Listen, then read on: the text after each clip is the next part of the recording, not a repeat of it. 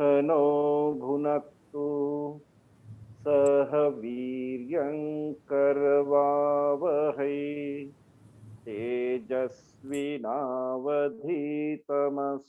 मा विद्विषावहै। ओम शांति शांति शांति।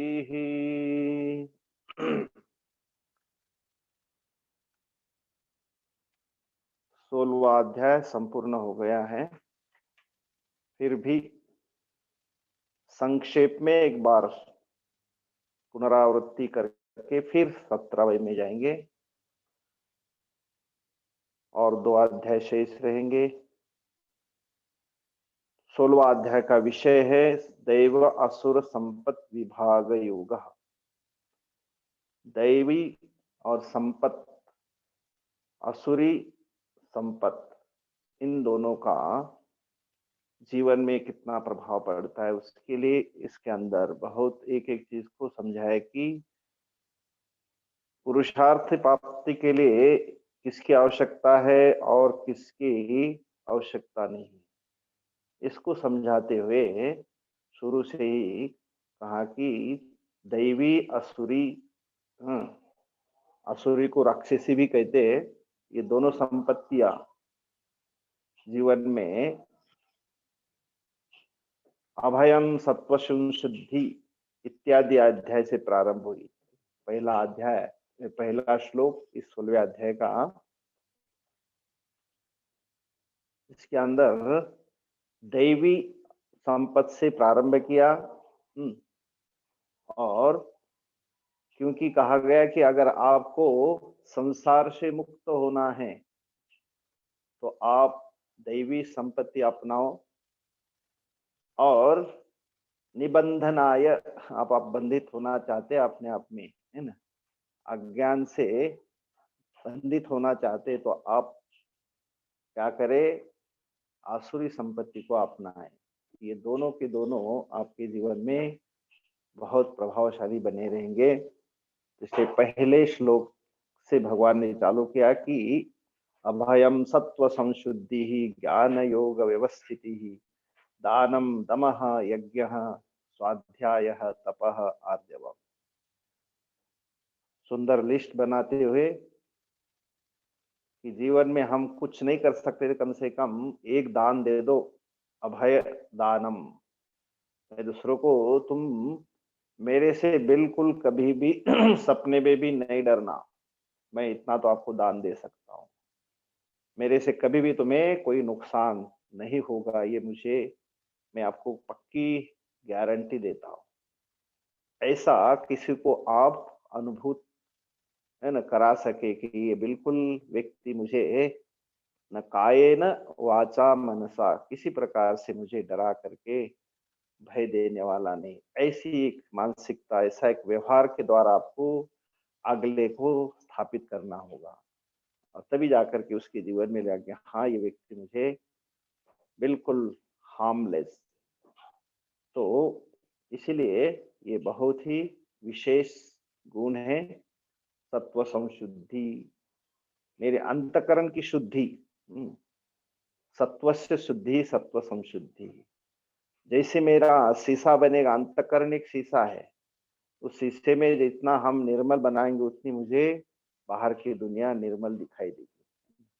तो इसलिए बार बार कहा जाता है शास्त्र में, जितना हम अंतकरण शुद्धि को, जितना हम अधिक क्या मूल्य देंगे उतना ही मेरा जीवन मूल्यवान बनेगा। तो सत्व संशुद्धि मतलब अपने अंतकरण की शुद्धि, सत्वस्य अंतकरणस्य। और कहा कि परवंचना माया अनृत परिवर्जनम शुभ भावेन व्यवहार। बहुत सुंदर भाष्यकार कहते हैं शुद्ध भाव से दूसरे के साथ व्यवहार हो। तो इसी को अपने आप पता चलेगा कि ये कितने शुद्ध अंतकरण वाला है। तो इस प्रकार से योग व्यवस्थिति, किसका योग उस तभी जाकर के ज्ञान का योग बन सकता है। मैं ज्ञान प्राप्ति करना चाहता हूँ, आत्मज्ञान, अध्यात्म ज्ञान, लेकिन उसके लिए पहले मुझे अपनी जो है योग्यता, और योग्यता का यही पहला पहलू है कि हम लोग क्या करें, अपने व्यवहार के माध्यम से, अपनी क्रिया के माध्यम से, कायेन वाचा मनसा, किसी प्रकार से मैं किसी को किसी प्रकार दुख न दूं। ये अगर ये व्यवहार में आ गया तो समझ लेना आपकी अंतःकरण की पवित्रता बन गई है। तो इसी को लेकर के फिर जीवन में मुझे, मेरे पास जो भी है, अगर कोई रोड के किनारे बैठ करके एक रोटी लेकर के भोजन कर रहा है, तो उसको कोई आकर के, अगर एक श्वान भी आकर के वहां पर वहां टपक जाता है, तो उसका कर्तव्य होता है कि उसके अंदर से मैं एक भाग जो है थोड़ा सा उसको दे दूं, किसी चिड़िया को, किसी को भी। तो ये एक दान की महत्ता है। जरूर नहीं कि मेरे पास में अगर अरबों खरबों रुपए है तभी मैं दे सकूं, नहीं, मेरे पास जो भी उसमें से एक अंश मुझे देना चाहिए। दानम दमह। मेरी बाह्य इंद्रिया है, इन इंद्रियों को मैं समेट के रखूं। इंद्रिया मुझे कहीं से कहीं ले जाती है, और इसलिए भाष्यकार बार बार कहते हैं अंतकरण जो मेरा शुद्ध नहीं, तो मेरी क्या होती है, मेरा पतन हो सकता है। किससे? जो अधिकारी, किसके लिए अधिकारी? ज्ञान के लिए जो अधिकारी है, वो भी अधिकारी भी मेरा निकल जाता है, मतलब उससे भी मैं वंचित हो सकता हूँ। इसलिए मुझे मेरे इंद्रियों को वश में कर करके रखना है। दमः, बाह्य इंद्रिया, अंतर इंद्रिया, यज्ञ।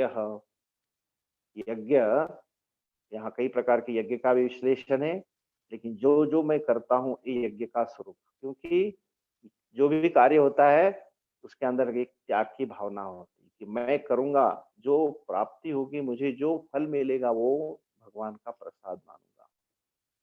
स्वाध्याय, तपह, आर्जवम, ये सारे के सारे जो है जीवन का एक अभिन्न अंग हो। स्वाध्यायो अधीतव्य। अगर जीवन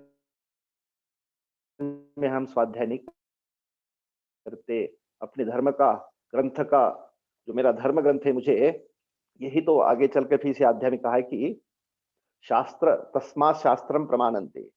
शास्त्र का अध्ययन करेंगे तभी तो पता चलेगा कि शास्त्र मुझे क्या चाहता है, मेरे से क्या चाहता है, और मुझे एक्चुअली कैसा जीवन मेरा जीना चाहिए। तो इस प्रकार से स्वाध्याय से पता चलता है। तपह, कायिक वाचिक मानसिक तपह, वो आगे आपको अच्छी तरह समझाएंगे, तो वो भी तप का भी विश्लेषण आएगा। आर्जवम, जो सरलता, कहीं भी मेरे व्यवहार के अंदर टेढ़ापन न हो, है ना, कुटिलता न हो।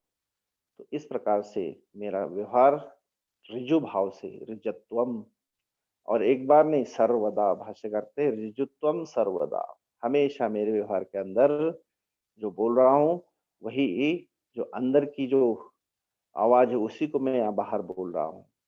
अहिंसा, 16वें अध्याय के शुरू से एक श्लोक है ना।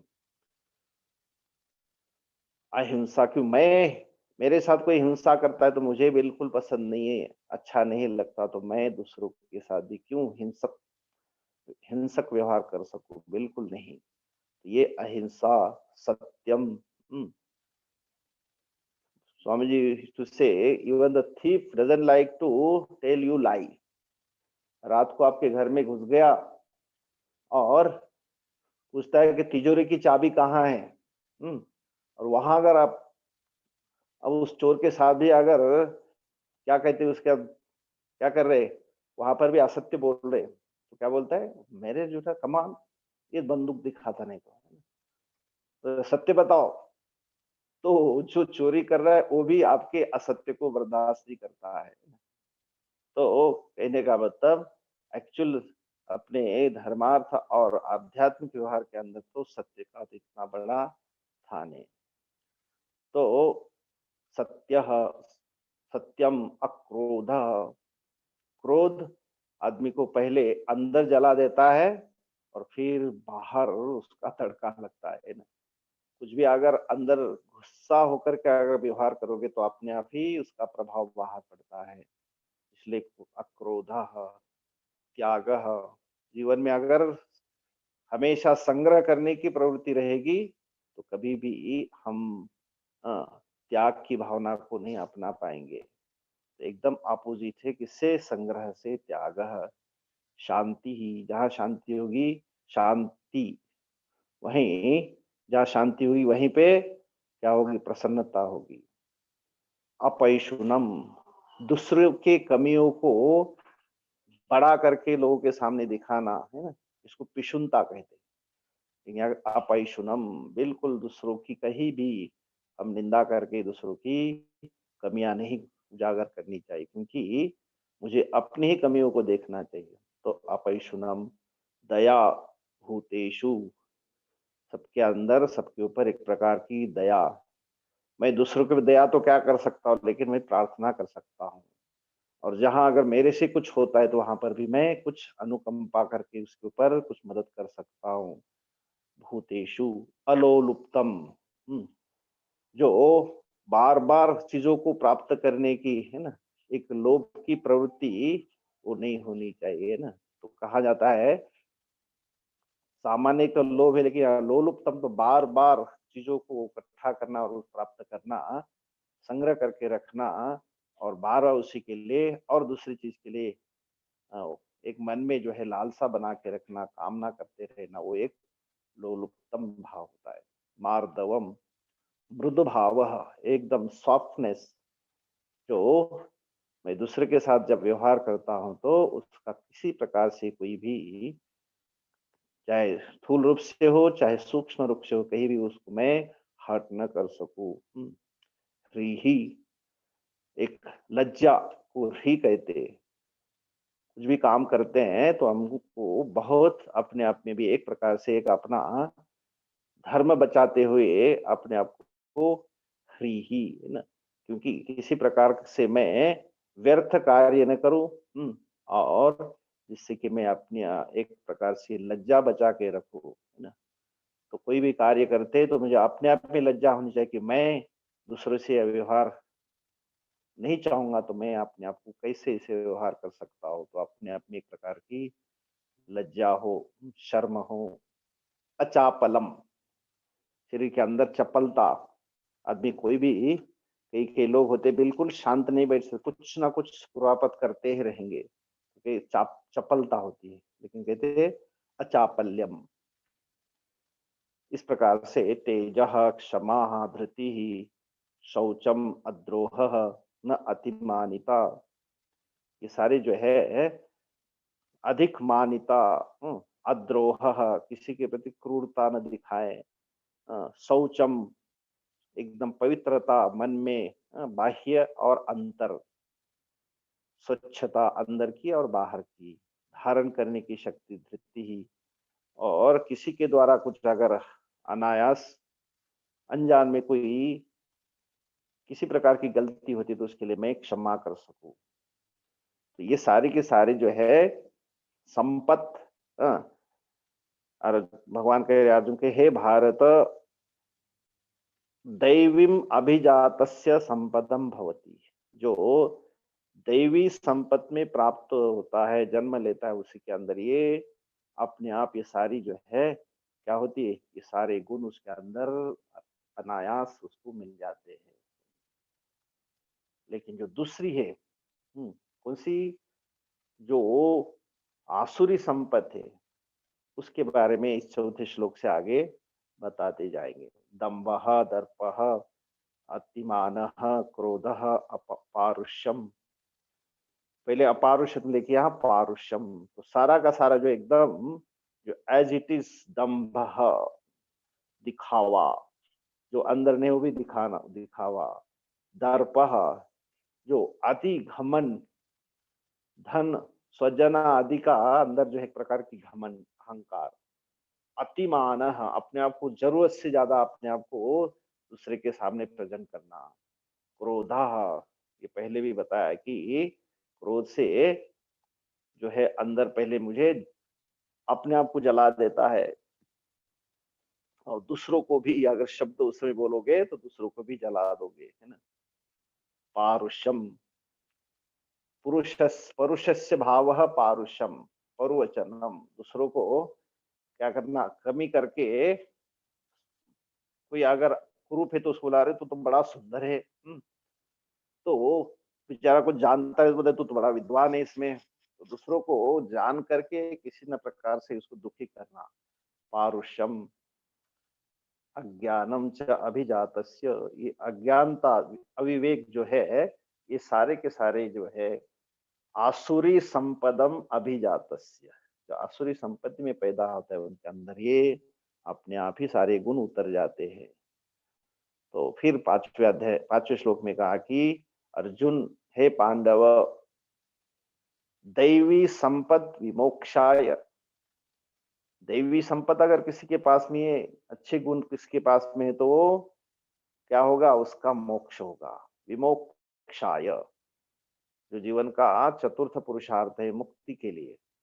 और आसुरी निबंधाय, आसुरी संपद जो है आपको बंधन के लिए, जन्म मरण का बंधन बना रहेगा। इसलिए आपको ये दोनों जो है सामने दिखाई दे, क्यों, क्या प्राप्त होने से आपको किसकी प्राप्ति होगी।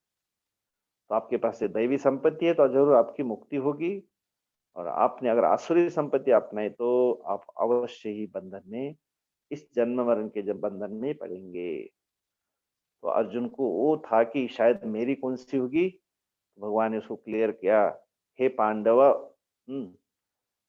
तम माँ शुचः, यहाँ पे सोच मत करो, चिंता मत करो, तुम तो दैवीम संपदम अभिजातः असि, तुम तो दैवी संपत्ति में जन्म ले चुके हो, तुम्हारे अंदर वही सारी जो है दैवी संपत्ति है।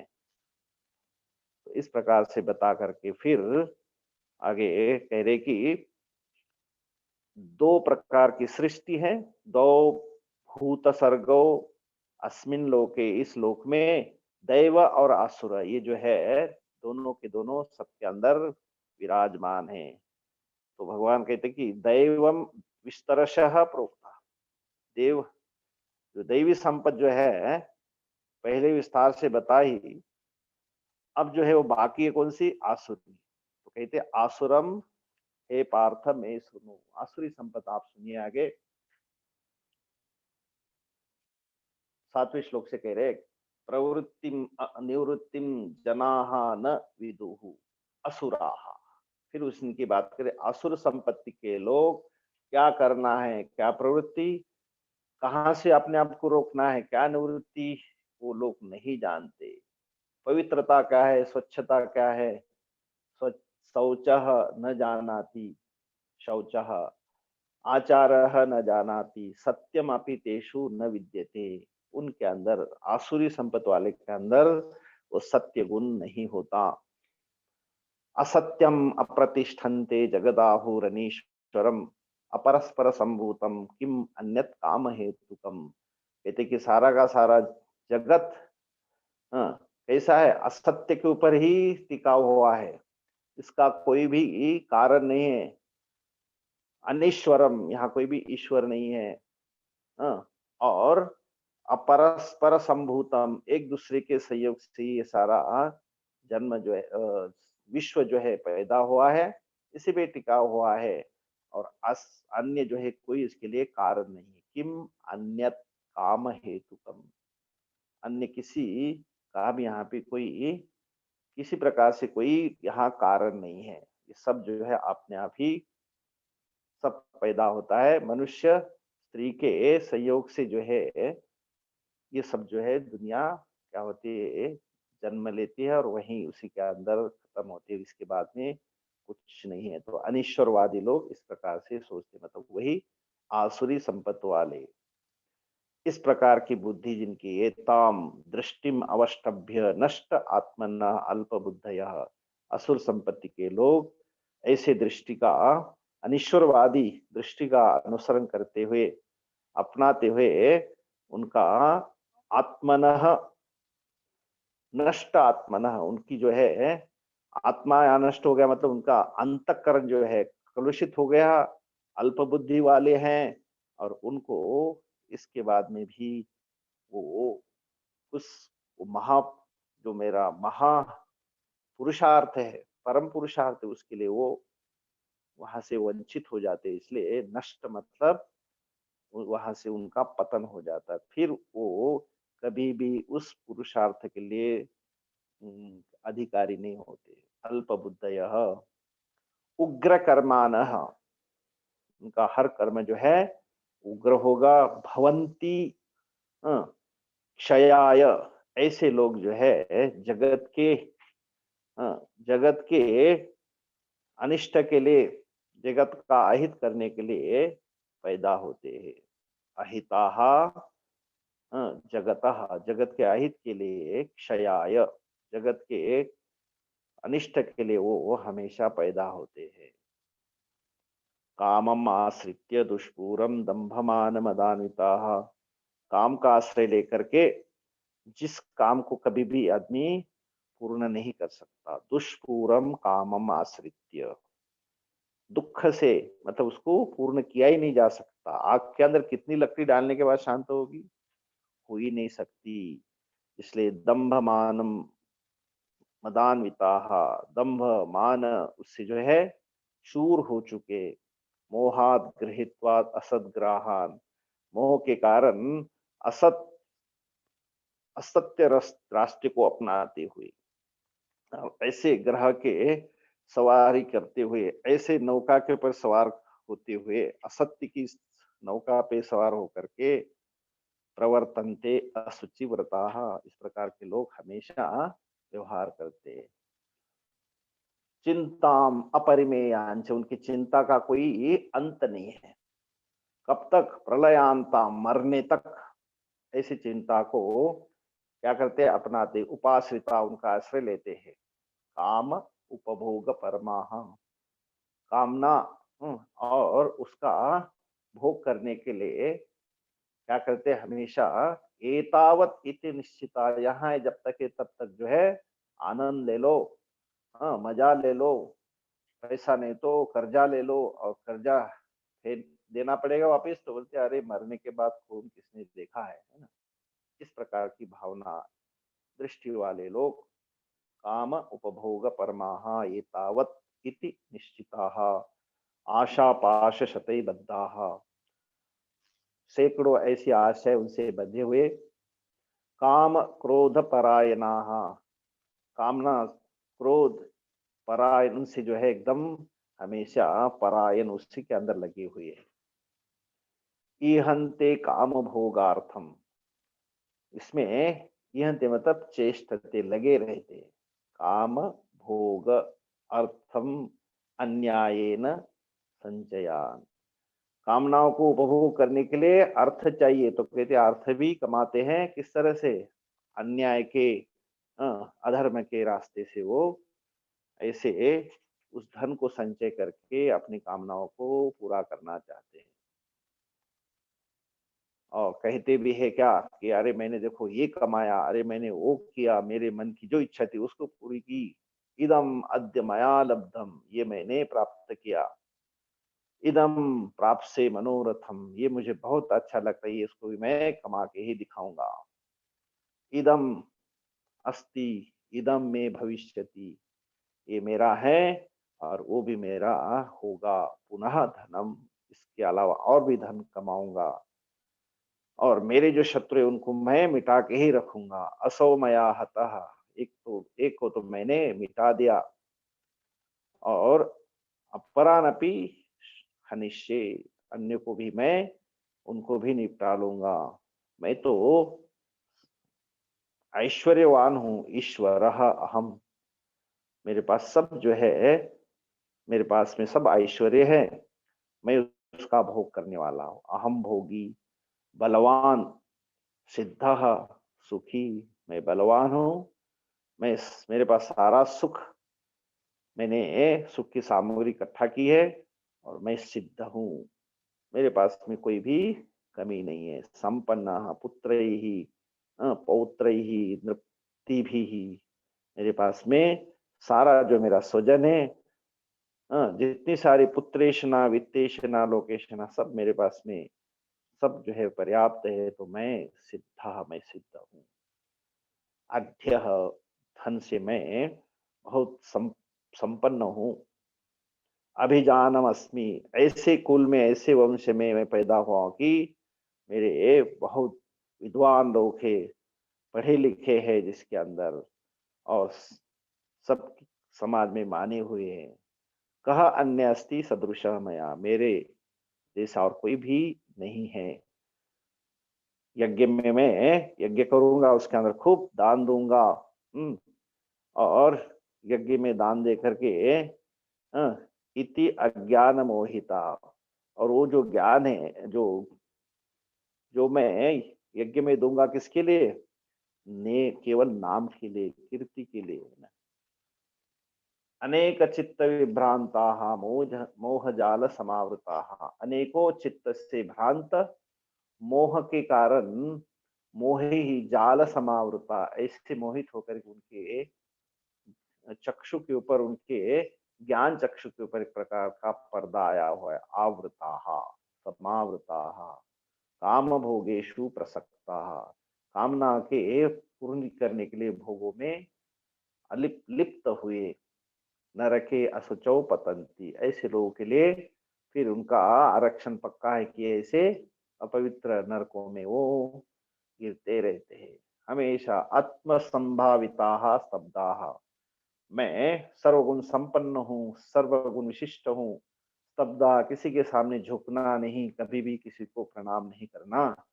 धनमान मदान्विता, हमेशा धन का जो मद अंदर है और उसको हमेशा दिखाते रहेंगे। यज्ञ करेंगे, नाम यज्ञ ही ते यजंते, नाम मात्र के यज्ञ हैं, केवल दिखावे के लिए, के कीर्ति के लिए, अपने बड़ा बड़ा नाम के लिए करने वाले यज्ञ। और वो भी कैसे? दंभे न, दंभक के साथ, और अविधि पूर्वक, उसके अंदर कोई विधि नहीं। अहंकारम बलम दर्पम कामम क्रोधम संश्रिता, ये सब जो है गुण उनके अभिन्न, उनके से वो अलग नहीं होंगे। सब जो उसके अभिन्न अंग है। अहंकार है, बल है, दर्प है, काम है, क्रोध है, इससे वो एकदम एक हो चुके। संश्रिता मम आत्म पर देहेशु, भगवान कहते हैं कि मम, हाँ, माम आत्म पर देहेशु, उसके अंदर भी मैं हूं और दूसरों के अंदर भी मैं हूं, लेकिन वो मेरे साथ क्या करते हैं? प्रदिशंत, उसके खुद के अंदर भी मैं हूं, लेकिन मेरे साथ तो द्वेष करेगा, केवल कामनाओं के सबसे बड़ा मानेगा। अभ्यसूय कहा, मेरे साथ में निरंतर क्या करते हैं?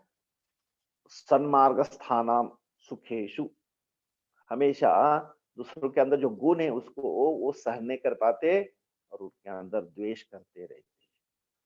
तो ऐसो को क्या करेंगे? तो भगवान कहे तान अहम क्रूरान अधमान नरान, ऐसे जो नर है उनको क्या करता हूं? उनको क्षिपामी, मैं तो उनको ढकेल देता हूं। कहा?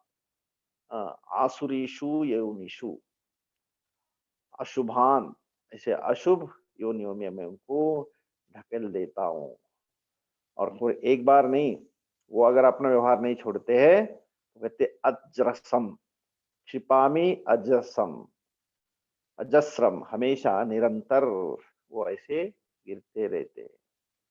आसुरीम योनिमापन्ना मूढ़ा जन्मनि जन्मनि, इस प्रकार के आसुर संपत्ति के लोग, इसका आसुरी संपत्ति का जो जीवन में आश्रय लेता है, वो ऐसे मूढ़ लोग जन्म से जन्म तक क्या करते? माम अप्राप्य, मनुष्य जीवन में तो मेरे तरफ आने का मौका होता है, अवसर होता है, लेकिन वो वहां भी नहीं आते और मुझे अप्राप्य, मुझे प्राप्त न करके अधमाम गतिम यान्ति, वही अधम गति को प्राप्त होते हैं।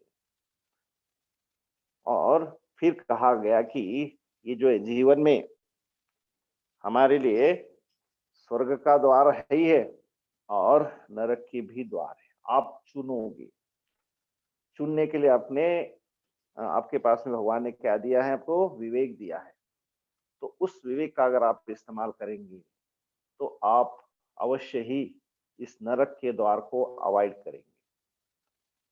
हाँ, और क्या करेंगे? अब जो है स्वर्ग को मतलब जो आध्यात्मिक गति को प्राप्त होने के लिए आध्यात्मिक रास्ते को अपनाएंगे। और ऐसा विवेक यहाँ पे है। लेकिन ये लोग अविवेकी क्या करेंगे, इन तीनों जो नरक का जो द्वार है, जो तीन प्रकार है उसके, उसको ही जीवन में अपनाएंगे। त्रिविधम नरकस्य इदम द्वारम। ये जो है नरक का जो द्वार है तीन प्रकार का है। नाशनम आत्मनः, अपने आप को नष्ट करने के लिए। क्यों? मनुष्य जीवन में आप अपनी उन्नति कर सकते हैं, लेकिन यहाँ आने के बाद भी अगर आप उसको नहीं समझते तो फिर आपने खुद ने क्या क्या आपका ही वहां पे बहुत बड़ा अपना ही क्या नुकसान किया। नश्यति त्रिविधम आत, आत्मनः नाशनम। ये खुद को जो है नष्ट करने के लिए नरक का द्वार कामः क्रोधः तथा लोभः, ये जो तीन प्रकार का नरक का द्वार है। इसलिए मनुष्य को क्या करना चाहिए, एतत्त्रयम् त्यजेत, इन तीनों को हमेशा त्याग करके अपने आप को विवेक के साथ जो जो सद्गति का रास्ता है उसको अपनाना चाहिए। एतै विमुक्त कौन्तेय तमो द्वारैस्त्रिभिर्नरः नरः एतैः विमुक्तः, नर को मनुष्य को इनसे मुक्त होकर के तीन प्रकार की इस द्वार से अलग करके तमो द्वारैहि त्रिभिः, इन तीनों द्वारों से अपने आप को अलग करके मुक्त करके हाँ, फिर क्या करेंगे, आचरति आत्मना श्रेय, जो इनसे अलग होकर के जो श्रेय मतलब जो आत्म कल्याण का रास्ता है उसको अपनाता है, तो अवश्य ही उसकी सद्गति होती है। ततः पराम गतिम याति, उसके बाद ही वो श्रेष्ठ गति को, पर गति को, पुरुषार्थ को, परम पुरुषार्थ को प्राप्त होता है। और ये बातें कहाँ बताई, तो कहते ये सारी जो है आपको और कोई बताएगा नहीं, और कोई बताता है तो उसने भी कोई शास्त्र अवश्य सुना होगा, जाना होगा। इसलिए तो कहा जाता है ना, श्रवण मनन निधिध्यासन, किसका करना चाहिए, शास्त्र का। और ऐसे शास्त्र का जीवन में स्थान देते हैं, शास्त्र को ही अपने जीवन में स्थान देने वाले हैं, वो सद्गति को प्राप्त होते हैं। तो इसलिए यह शास्त्र विधिम उत्सृज्य वर्तते काम कारतः।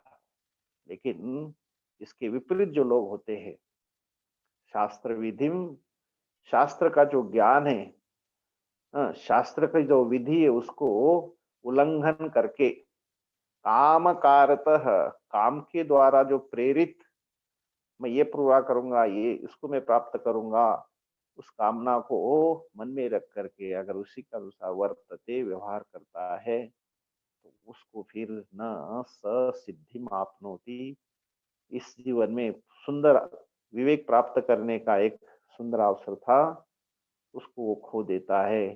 फिर उसको न तो सुख, ना तो वो श्रेष्ठ गति है, परागति है, स्वर्ग की मोक्ष गति उसको वो नहीं प्राप्त हो सकती। तो इसलिए हमें जीवन में क्या करना चाहिए, अपने आप को शास्त्रम प्रमाणम ते, भगवान कह रहे अर्जुन आपके जीवन में इसलिए क्या करो, शास्त्र को प्रमाण मानो। तस्मात ते शास्त्रम प्रमाणम, तुम्हारे शास्त्र प्रमाण है किसके लिए, क्या करना है क्या नहीं करना है। ऐसी जीवन में जो व्यवस्था बना के रखने के लिए कार्य अकार्य व्यवस्थित हो, कर्तव्य कर्तव्य की व्यवस्था जो है शास्त्र ने समझाई है। और जो इस प्रकार से शास्त्र को जान करके ज्ञात्वा शास्त्र विधि, शास्त्र विधि ना उक्तम, शास्त्र विधि से जो बताया हुआ रास्ता है उसको समझ करके ज्ञात्वा जान करके आपको जो है कर्म कर्तुम इह अर्हसि। कोई भी कार्य होता है तो अवश्य हमेशा हम कहते हैं कौन सा कार्य कब चालू करना है, किस प्रकार से करना चाहिए। हाँ, तो ये जो है सारी विधि कहाँ बताई है? शास्त्र के अंदर। इसलिए हम लोग क्या है, आस्तिक है, शास्त्र का वचन हम मानते हैं और इसलिए शास्त्र हमारे लिए एक प्रकार से दर्पण है।